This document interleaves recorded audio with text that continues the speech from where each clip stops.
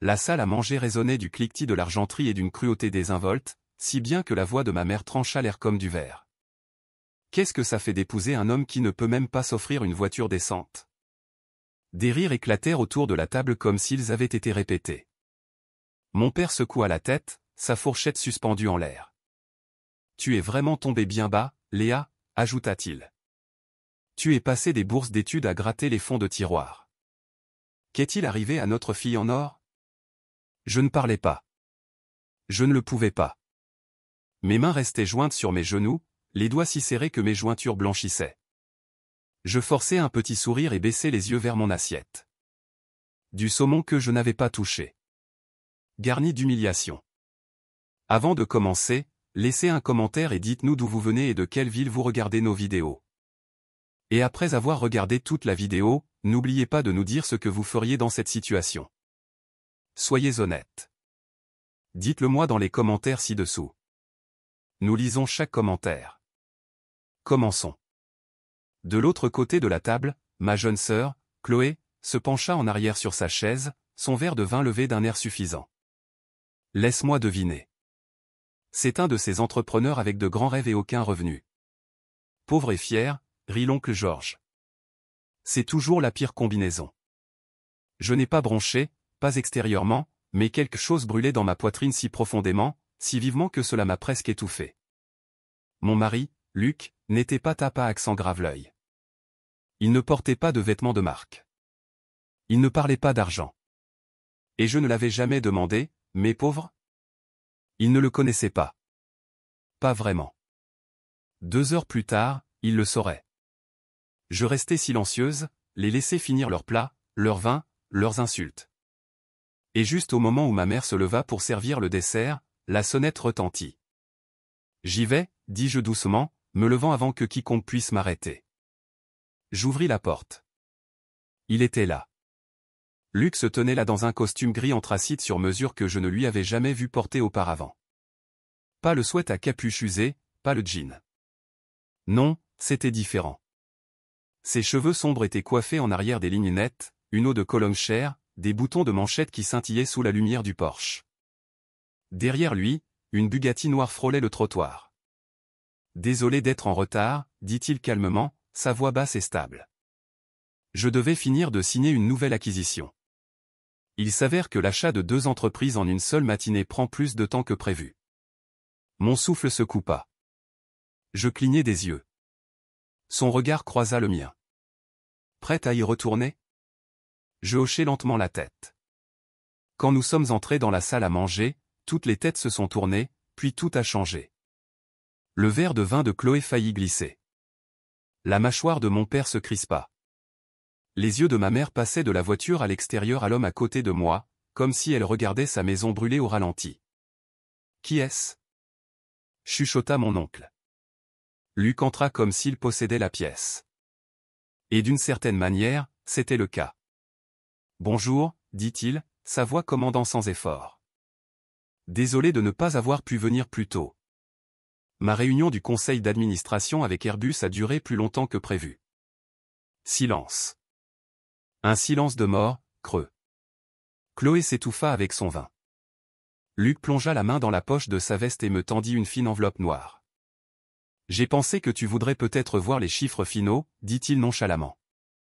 La fiducie vaut officiellement 9 chiffres maintenant. Pas mal pour un homme pauvre, non? Ma main tremblait en ouvrant l'enveloppe. À l'intérieur, des documents soigneusement empilés confirmaient ce que je soupçonnais mais n'avais jamais demandé. Valeur nette, 2,8 milliards d'euros. Soudain, la table pleine de vautours ressemblait à des cerfs pris dans les phares. Je me tournai lentement vers mes parents. Vous m'avez traité d'inutile, dis-je calmement. Vous vous êtes moqué de mon mari, avez ri de notre vie, jugé mes choix, mais vous n'avez jamais demandé une seule fois si j'étais heureuse. Luc s'avança. Et vous n'avez certainement jamais posé de questions sur moi. Mon père tenta de se reprendre. Eh bien, Luc, nous étions justes. Juste quoi? Dit Luc, son ton comme de la glace enveloppée de soie. Vous jugiez votre fille en fonction de vos propres standards creux, l'argent, les apparences, le contrôle. Le visage de ma mère pâlit. Nous ne savions pas. Vous ne vouliez pas savoir, dis-je fermement. Luc se tourna vers moi, sourit doucement et chuchota, nous pouvons partir si tu veux. Nous ne leur devons rien. Mais je n'avais pas encore fini. Je m'approchai de la table. Je suis venu ici en espérant faire à nouveau partie de cette famille. Je vois maintenant que je n'en ai jamais vraiment fait partie. Et sur ce, nous nous sommes retournés et sommes sortis, dépassant leur silence stupéfait, dépassant le luxe qu'ils pensaient posséder, pour entrer dans un monde différent, un monde auquel ils n'auraient jamais imaginé que j'appartenais. Mais c'était le cas, et à partir de ce moment, tout a changé. Nous n'avions même pas quitté l'allée que mon téléphone sonna. Je fixai l'écran. Maman. La même femme qui, 15 minutes plus tôt, m'avait regardé me faire humilier devant toute notre famille élargie, se souvenait soudainement de mon numéro. Je le laissai sonner, puis je le mis en silencieux. Luc me jeta un coup d'œil en conduisant, une main sur le volant de la Bugatti, l'autre se tendant pour tenir la mienne. « Ça va ?» Je regardai par la fenêtre la maison qui s'effaçait au loin. « Pas encore, mais ça ira. » Il hocha la tête, sans insister. C'est ce que j'aimais chez lui. Il n'avait jamais besoin de me réparer, il me donnait juste l'espace pour me reconstruire. Mais à l'intérieur, je n'étais pas seulement blessée, j'étais furieuse. Et je n'en avais pas fini avec eux. Nous sommes rentrés à notre appartement terrasse surplombant Paris.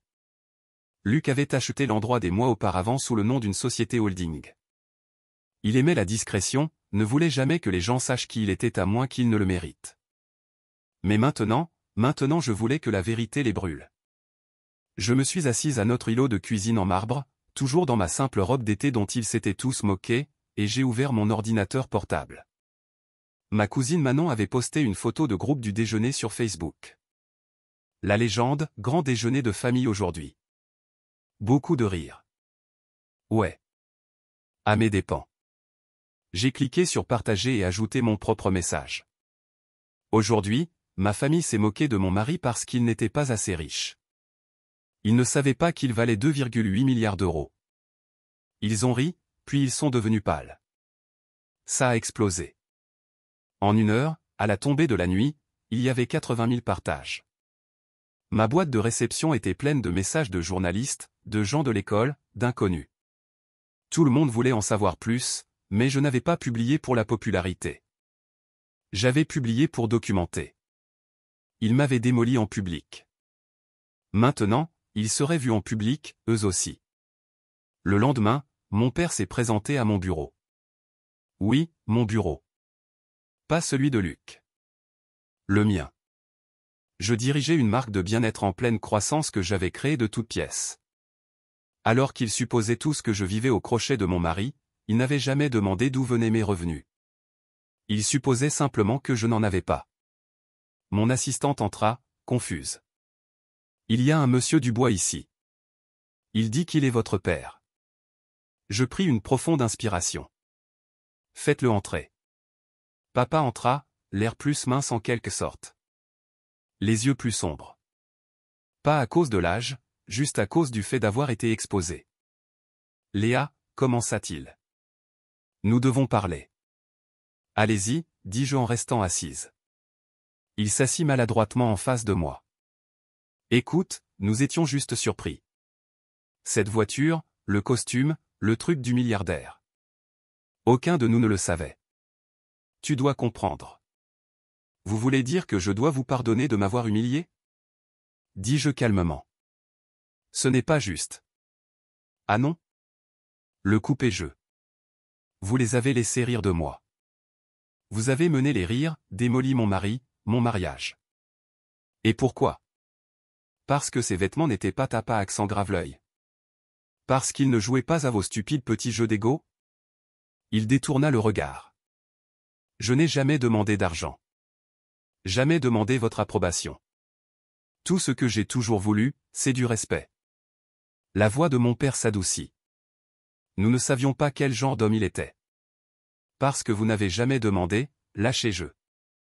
Luc n'a jamais étalé qui il était, mais vous avez tous supposé que cela le rendait inférieur.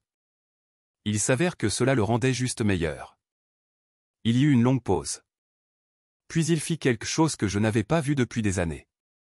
Il eut l'air honteux. Ta mère, elle est bouleversée. Elle devrait l'être, dis-je. Elle a craché son venin, et maintenant elle le goûte. Il se leva pour partir, puis hésita. Pour ce que ça vaut, je suis fier de toi. Je ne répondis pas. Pas encore. J'avais besoin de voir du changement avant d'accepter des excuses. Cette nuit-là, Luc et moi étions assis sur le balcon du toit. Le ciel scintillait au-dessus de Paris comme s'il savait quelque chose que le monde ignorait. Ils vont essayer de se racheter maintenant, dis-je doucement. Il hocha la tête. Parce que tu as de nouveau de la valeur pour eux. Mais j'ai toujours eu de la valeur. Il ne le voyait tout simplement pas. Il se tourna vers moi et sourit. Tu l'as toujours eu. Je l'ai vu à la seconde où je t'ai rencontré.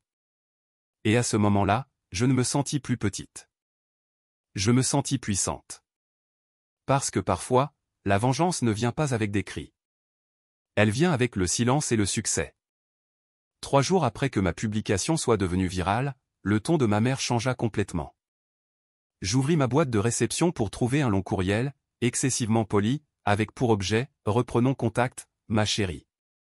Je n'ai même pas dépassé le premier paragraphe avant de lever les yeux au ciel. Chère Léa, ton père et moi avons beaucoup pensé à toi ces derniers temps. Nous sommes terriblement désolés pour le malentendu au déjeuner. Malentendu. Il s'était moqué de moi, avait ri de mon mariage, traité ma vie comme une chute de blague. Maintenant que la vérité était connue et publique, il voulait aplanir les choses comme si de rien n'était. Mais cette fois, je n'étais pas la fille naïve cherchant leur approbation. Cette fois, j'étais la femme qui tenait les cartes. Luc entra, sirotant son café, lisant les échos comme si c'étaient les bandes dessinées du matin. Laisse-moi deviner, ils veulent jouer les gentils maintenant. Je lui tendis le téléphone. Il survola, gloussa. Impressionnant. Elle n'a même pas bien orthographié entrepreneur. Nous avons tous les deux ri, mais en dessous, il y avait une vérité tranquille. Je n'étais pas seulement contrarié. J'étais déçu. Je pense que je veux y aller, dis-je soudainement. Luc haussa un sourcil. Chez eux? Je secouai la tête. Non. À la fête de fiançailles de Chloé. Cela capta toute son attention. Elle t'a invité? Oh, elle le fera, dis-je avec un sourire en coin. Attends un peu. Parce que voici le truc, le fiancé de Chloé, Thibaut, essayait de lever des capitaux pour une start-up. Et devinez qui se trouvait être l'un des plus grands investisseurs en capital risque privé de la place de Paris? C'est exact, mon mari. Et Thibaut n'en avait aucune idée. Luc se pencha en arrière dans son fauteuil, m'observant attentivement. Qu'est-ce que tu prépares? Rien de bruyant, dis-je calmement. Juste de la clarté. Cet après-midi-là, j'ai passé un appel discret au cabinet de Luc en utilisant mon nom d'épouse que personne dans ma famille n'avait jamais pris la peine d'apprendre et j'ai demandé un déjeuner d'affaires avec Thibaut au nom de Luc. Je l'ai organisé dans le restaurant sur le toit le plus chic de Paris, celui que Chloé avait un jour prétendu être, trop exclusif pour des gens comme nous. 3 jours plus tard, je suis entré vêtu d'une combinaison pantalon bleu marine sur mesure, de talons qui claquaient avec autorité, et les cheveux relevés comme si je possédais l'immeuble. Thibaut se leva en me voyant. Léa, c'est inattendu. Je souris doucement. Tu vas bientôt découvrir à quel point c'est inattendu. Nous nous sommes assis. J'ai commandé un thé vert. Il a commandé un scotch à 13h. La nervosité. Je crois comprendre que vous cherchez des investisseurs, dis-je en croisant les mains sur la table. Il hocha vivement la tête. Oui, Chloé a mentionné que votre mari pourrait être intéressé. Il pourrait l'être, répondis-je. Mais seulement si vous lui dites tout, honnêtement. Pas d'exagération, pas de mots à la mode, juste des faits. Thibaut cligna des yeux. C'est juste. Je me penchai en avant. Et juste pour que vous le sachiez, Luc ne tolère pas les gens qui marchent sur les autres pour réussir. Il investit dans l'intégrité, pas seulement dans les idées. Thibaut devint pâle. Je bien sûr que je ne ferai jamais. Je l'interrompis poliment d'un geste de la main. Gardez ça pour la réunion. Plus tard dans la soirée, Chloé m'appela. Sa voix était suave et mielleuse. Salut, sœurette, devine quoi? Thibaut m'a dit qu'il avait rencontré ton mari. Tu devrais absolument venir à la fête de fiançailles. Ça signifierait tellement pour nous. Je souris au téléphone. Boum. La voilà.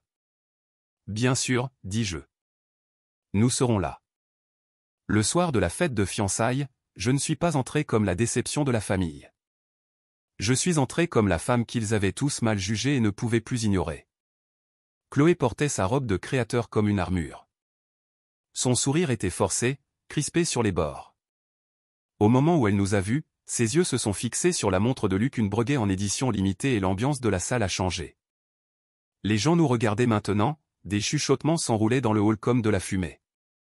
Je n'étais plus la fille pauvre qui avait épousé quelqu'un d'un rang inférieur. Maintenant, j'étais la tempête qui venait d'entrer dans leur maison de verre. Et ils le savaient. La salle de bal scintillait de lustres et de coupes de champagne, mais tout ce que je sentais était de la chaleur.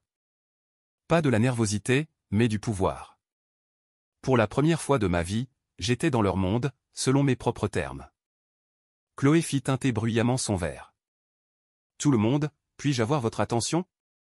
La foule se tourna, la performance habituelle commençant. Comme vous le savez tous, ce soir est une question d'amour, de famille et de notre avenir.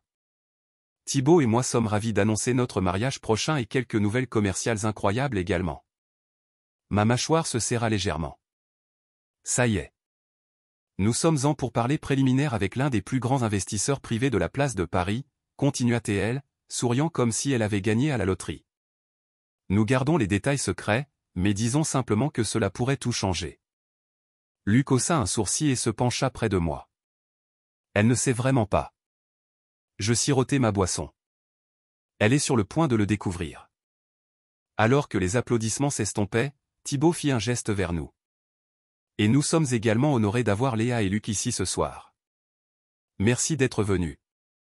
Cela signifie beaucoup. Tous les yeux se tournèrent vers nous. Je me levai en souriant. Nous sommes heureux d'être ici, surtout que nous sortons tout juste d'une réunion où Luc a pris une décision finale concernant un investissement à venir. La salle se tut. Le visage de Chloé se contracta. Après avoir examiné la proposition de Thibaut, continuai-je, Luc a pris sa décision ce matin. Les lèvres de Chloé s'entr'ouvrirent. Thibaut déglutit. Luc se leva à côté de moi, ajustant lentement son bouton de manchette. Et j'ai décidé de ne pas donner suite. Un murmure parcourut les invités. Thibaut cligna des yeux. Que quoi ? Vous avez un bon concept, dit Luc simplement. Mais j'investis dans les personnes, pas seulement dans les idées. J'ai besoin de partenaires qui ne traitent pas leur future famille comme un bruit de fond. La salle bascula au sens figuré, peut-être même littéralement. Chloé avait l'air de quelqu'un qu'on venait de débrancher. Tu ne peux pas être sérieux, chuchota-t-elle en s'avançant vers nous. Oh, je suis très sérieuse, dis-je. Tu me voulais ici ce soir pour parader avec mon mari comme un trophée. Mais tu as oublié, ce n'est pas lui qui en avait besoin. C'est toi. Tu as planifié ça, siffla-t-elle. Tu as humilié maman, papa. Maintenant moi. Non, répondis-je. Tu as fait ça toute seule. Tout ce que j'ai fait, c'est d'arrêter de me taire. La voix de Chloé se brisa. Tu penses que ça te rend meilleur que nous ? Non, dis-je. Juste plus forte. Ma mère s'approcha alors, les larmes aux yeux, mais pas d'émotion. De gêne. De regret, peut-être, mais surtout de honte. Nous voulions juste te retrouver, dit-elle doucement. Non, vous vouliez la version de moi que vous pouviez contrôler. Celle qui gardait la tête baissée pendant que vous riez. Mais je ne suis plus cette personne. Je regardais autour de la salle de bal. Pendant des années, vous avez traité mon silence comme une faiblesse. Mais le silence n'est pas une faiblesse. C'est de la retenue. Et maintenant qu'elle a disparu. Je me tournai pour partir. Luc me prit la main. Et ensemble, nous sommes sortis de cette salle de bal sans regarder en arrière. Non pas parce que j'avais besoin de vengeance, mais parce que j'avais déjà gagné. 2 semaines passèrent. Les retombées furent rapides. La fête de fiançailles de Chloé fila une des blocs d'affaires. Non pas à cause de la romance ou du lieu, mais à cause de ce qui ne s'était pas produit, l'investissement de Luc. Il s'avère que les nouvelles vont vite dans les cercles du capital risque. Le nom de Thibaut devint radioactif. Personne ne voulait plus toucher à son projet. Ils disaient qu'il manquait d'intégrité. Ils avaient raison. Mon père envoya un courriel quelques jours plus tard. Pas pour s'excuser, non. Pour demander une réunion. Je refusai. Puis vint ma mère. Cette fois, elle se présenta en personne à mon immeuble, portant des lunettes de soleil surdimensionnées et prétendant ne pas être observée. Elle resta assise dans le hall pendant 1 heure jusqu'à ce que mon assistante lui demande gentiment de partir. Je ne suis pas descendu. Je n'en avais pas besoin. La leçon n'était plus à moi de l'apprendre. Un soir, alors que je sortais sur notre terrasse sur le toit, la ville bourdonnait en dessous comme un battement de cœur. Luc se tenait là, un verre à la main, regardant l'horizon. Ils n'arrêteront pas d'essayer, dit-il. Pas tant qu'ils ne penseront pas pouvoir tourner cela à leur avantage. Je sais, répondis-je. Mais ils ne pourront jamais le réécrire, il se tourna vers moi, les yeux doux. Tu as changé. Je le devais, dis-je. Ils m'ont appris à avoir honte de moi-même, de mes choix, même de mon mariage. Mais ils n'ont pas réalisé qu'ils façonnaient quelque chose de plus fort. Il sourit. Ils te pensaient fragile. Mais j'attendais juste, dis-je, j'attendais le bon moment pour arrêter de survivre et commencer à vivre. Nous sommes restés là un moment, le vent frais contre notre peau. Regrettes-tu quelque chose? Demanda-t-il doucement. Je levai les yeux vers lui, me souvenant de chaque insulte, de chaque rire, de chaque regard suffisant de Chloé, de chaque regard dédaigneux de mon père. Et puis je pensais à la femme que j'étais devenue. Celle qui se tenait ici dans une ville dont elle possédait maintenant une partie. Celle mariée à un homme qu'il avait vu quand personne d'autre ne le faisait. Non, dis-je.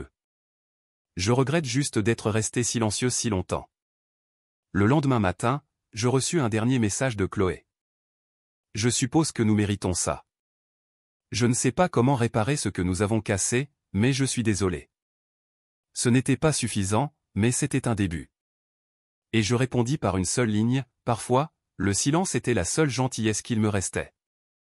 Ce fut la dernière fois qu'elle me contacta. Je n'ai jamais eu besoin de détruire ma famille pour trouver mon pouvoir. J'avais juste besoin d'arrêter de les laisser le définir. Ils m'ont traité d'inutile. Mais la vérité, c'est que je n'ai pas épousé quelqu'un d'un rang inférieur. Je suis passé au niveau supérieur. Et j'ai repris tout ce qu'ils avaient essayé de me voler, ma voix, ma valeur et ma fierté. Parce que parfois, la meilleure vengeance est simplement de devenir tout ce qu'ils disaient que vous ne pouviez pas être.